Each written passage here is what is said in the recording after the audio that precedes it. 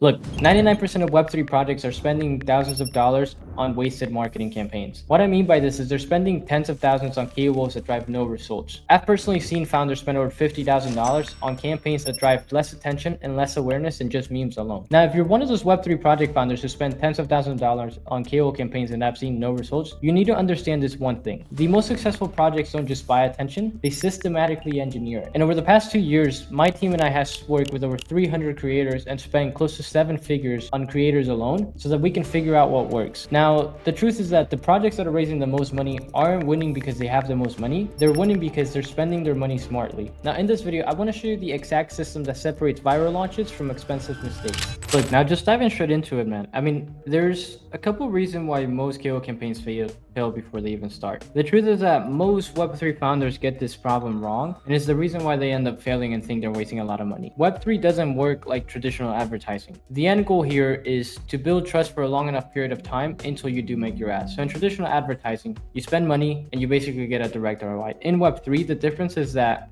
you're trying to spend money with trusted figures so that you can align your brand with these trusted names so that when you do make your ask, whether that's an NFT launch, whether that's a TGE, public sale, whatever that ask may be, you have the trust to do it. So think about it this way. A project pays a creator, right? The creator makes a post, the post and the project get awareness. And the truth is that you need to do this for a long enough period of time until you build goodwill with the industry. The reason being is because creators get deals many times a week. And if you're one of those projects that just do a one-time campaign, you're gonna be forgotten just like every other project that's done it. This is honestly the only way to do it. Project, you build trust with the creators that I'm about to break down in the next step, and then you get awareness so that you can build goodwill for a long enough period of time. Now, there's 4 types of KOLs and why you're targeting them wrong. After working with over 300 creators multiple times, we've identified and broken down 4 creator profiles and how you should target them, right? So you have educational KOLs, you have alpha callers, you have niche creators, and you have shit posters. All of these are great, but if they're used at the right times. So educational creators have trusted voices, analytical threads, and deep analysis, right? So think of the whales here. Think of people who drive trust. Think of people who have an audience that listens to them when they're willing to make an educational post and are willing to do more research into it. So that's your educational creators. Now you have your alpha callers, right? So think of people who are talking about projects in early stages, people who are speculating, and creators who are good to utilize when it comes to a TGE, when it comes to a liquidity driven campaign, right? So think of Jeremy, think of Sweep, think of these profiles who are talking about consistently about projects, tokens, performances, and have a community of basically degen traders who are backing them.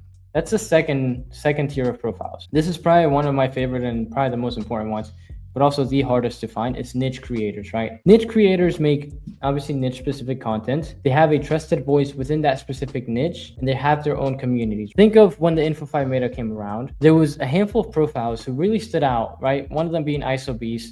Think of the AI Times Sammy. These guys were the guys that actually came in.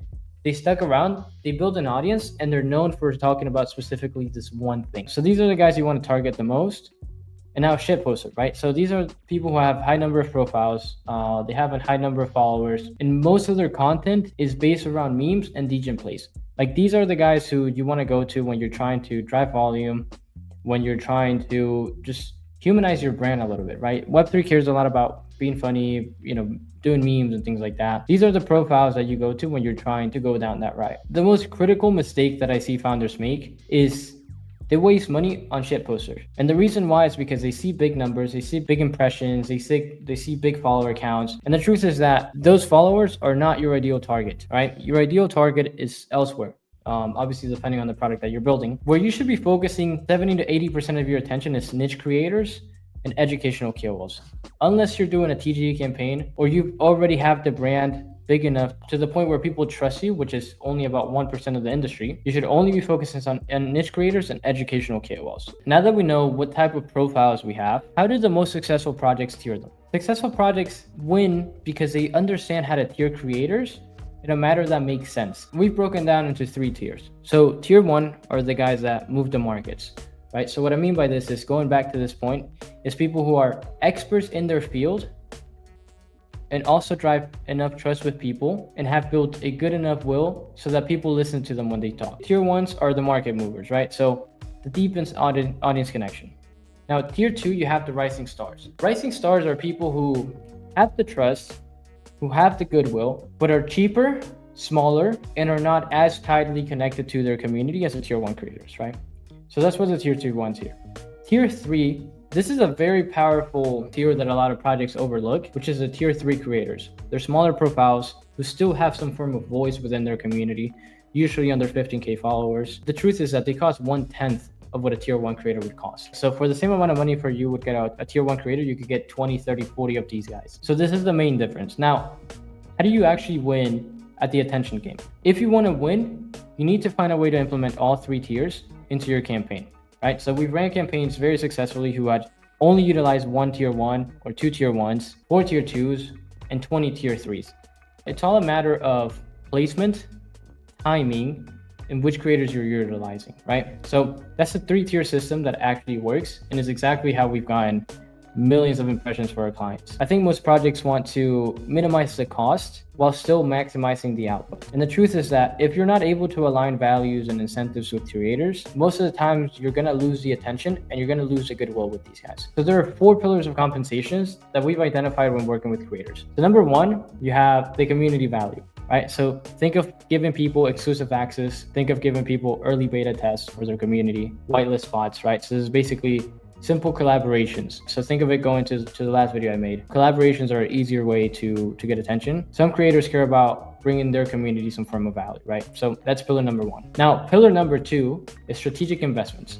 So what I mean by this is you give people some form of equity within your company, right? So whether that's token allocations, whether that's free NFTs, whether that's an actual investment opportunity within your company. This is the second incentive pillar that we've identified when working with creators. Now, the third one, this works specifically very well with tier 3 creators.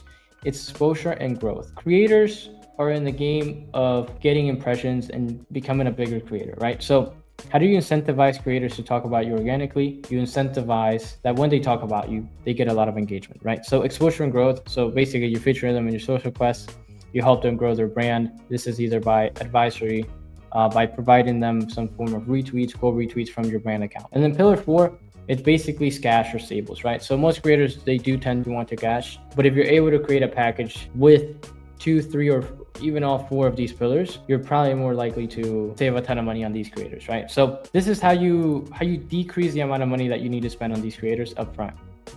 Now, how does it actually work in practice? There's 2 options that we've identified when you're working with creators, right? So we call this the relationship versus transaction death, right? So founders usually try to pay creators with a bouquet of flowers. What I mean by this is they try to package it in a way where it's like, hey, we'll give you community whitelist spots, we'll give you some free NFTs, make 2 posts about us. And most of the time, going back to the points of like educational guys, niche creators, tier 1 and tier 2 creators, they're just gonna basically just take this as an insult, right? Like they spend years building this brand, and as a company, you're trying to come in and basically devalue their brand by offering them free NFTs. And the truth is that this just hurts your brand more than it benefits it. If you're not willing to incentivize the creators enough, it's very hard to actually utilize creators at any point. Now, there's 2 options. So option 1, go completely transactional. This is the easiest and it's the safest way to go about it, especially if you're working with a third party, or if you're trying to build a campaign for a last minute TGE, for a last minute mint.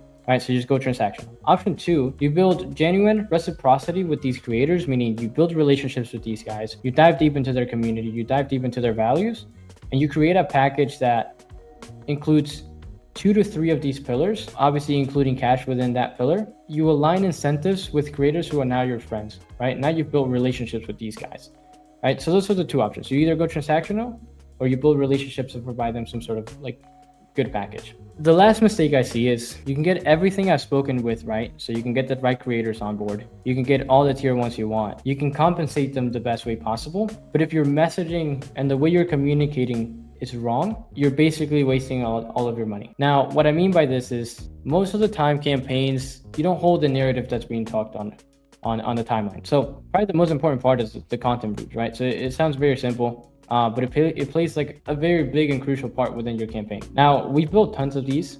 So I just want to give you like 5 bullet points and 5 frameworks that have helped us build basically every single brief that we've built, which allows us to control narratives when we're working with clients. So it's basically very simple. So you want to give them a campaign overview. So what's the end goal with this campaign?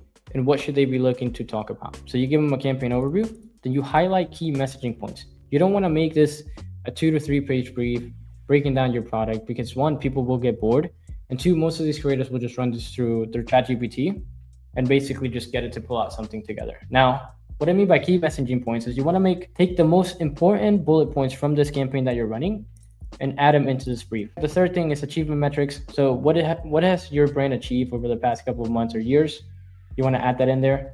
Product details. So if your campaign is based around TGE, you want to base the product details around your TGE. What are the mechanisms behind this TGE? What does the product look like, right? Like that's what you want to add there. And then last but not least, the media kits and links.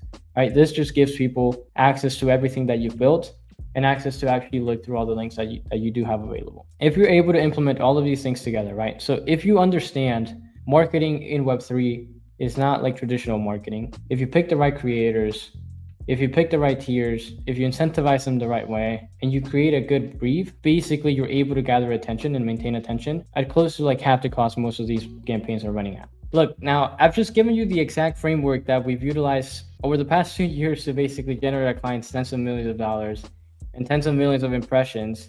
But there's one thing I didn't tell you at the beginning of the video. Now, everything I share with you is completely useless if you don't know how to execute it properly. The difference between a successful KO campaign and basically just burning $50,000 on fire is in your execution details. Which creators to utilize, how to structure your specific compensation packages, and even when and how to activate these creators throughout each phases of your campaign. If you're serious about growing and stop spending money and wasting money on random KOLs, and you want to implement this strategy for your product, we're offering a handful of projects a free 3-step plan where we'll basically find your bottleneck, break down how to overcome that bottleneck, and give you the exact frameworks to utilize for that specific thing. Now, this is my way to provide free value to the industry and to those teams who are building real products for this industry.